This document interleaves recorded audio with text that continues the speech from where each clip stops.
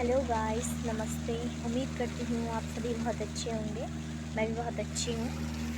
Guys, आज का blog थोड़ा लेट शूट हो रहा है। अभी टाइम हो रहा है 5:06।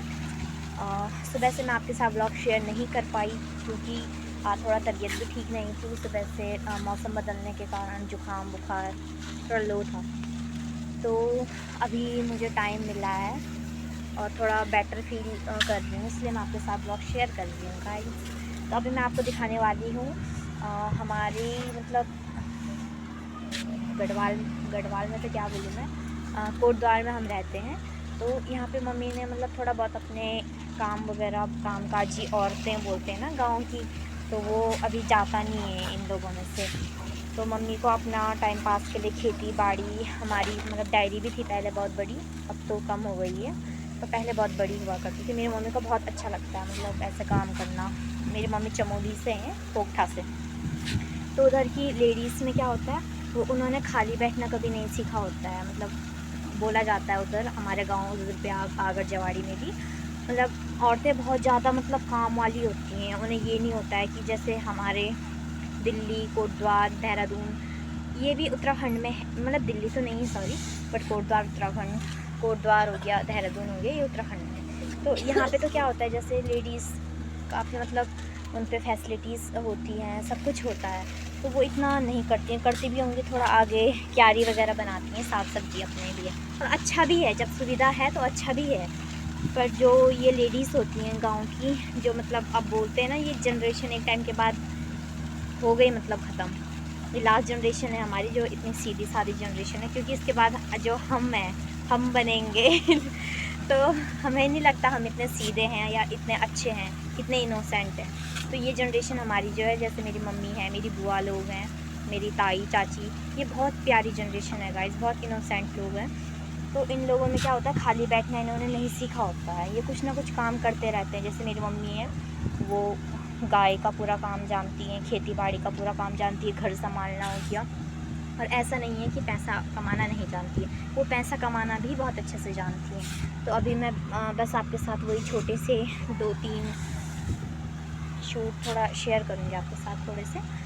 तो मैं आपको अभी दिखाती हूँ मेरी मम्मी का जो काम करने का तरीका है। जैसे हमारे यहाँ ये धान कट जाते हैं, जैसे तो इसके बाद बहुत लंबा प्रोसेस होता है उसमें। पहले धान काटना हो गया, उसके बाद उन्हें झाड़ना होता है, फिर पराल होता है, उसको बांध के बड़ा बड़ा लगाया जाता है, पेड़ों के सपोर्ट पे लगाया जाता है उन्हें, ताकि वो ख़राब ना हो जाए।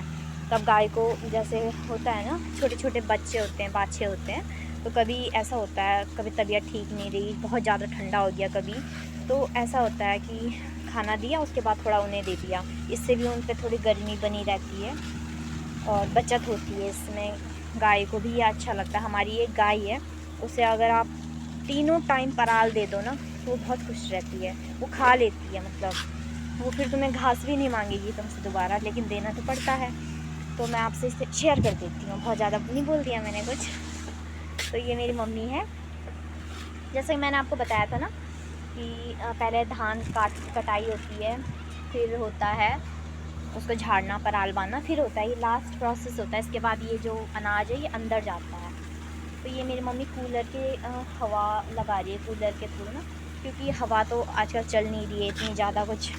तो इन्हें साफ़ सफाई करना होता है, इसमें बहुत ज़्यादा धूल होती है, अभी कीड़े वगैरह होते हैं खेत के, तो वो साफ़ करना होता है। तो थोड़ा मेरी मम्मी से प्रोसेस जानते हैं कि वो क्या कर रही हैं, इससे क्या होगा। वैसे तो हमें पता ही है, टाइम पास तो करना ही है अपना तो चलो हम पूछ लेते हैं।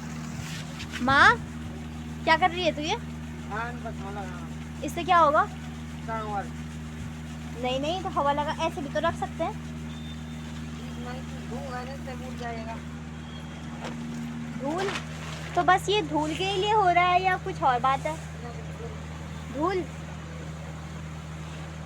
इसमें मतलब कितनी मेहनत होगी, इसके बाद क्या होगा? इसके बाद जैसे कि मेहंदी इसका पकाएंगे, वाले करेंगे, तब पकाएंगे, तब खाएंगे। तो ये लास्ट प्रोसेस है ना? तो तो अभी तक कितनी मेहनत लगी है इसमें? इसमें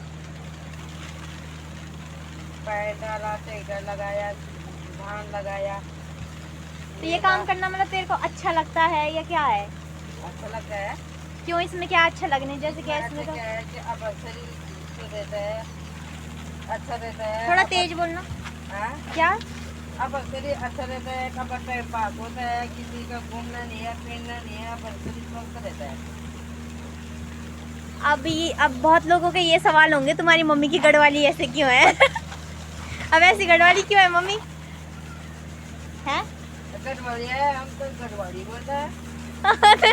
लोग बोलेंगे नेपाली है तू। नेपाली रहता है, नेपाल से। लोग बोलेंगे कि समझ भी नहीं आ रहा है, ऐसे बोल रही है तेरी मम्मी कैसे। शूशा शू शू शू।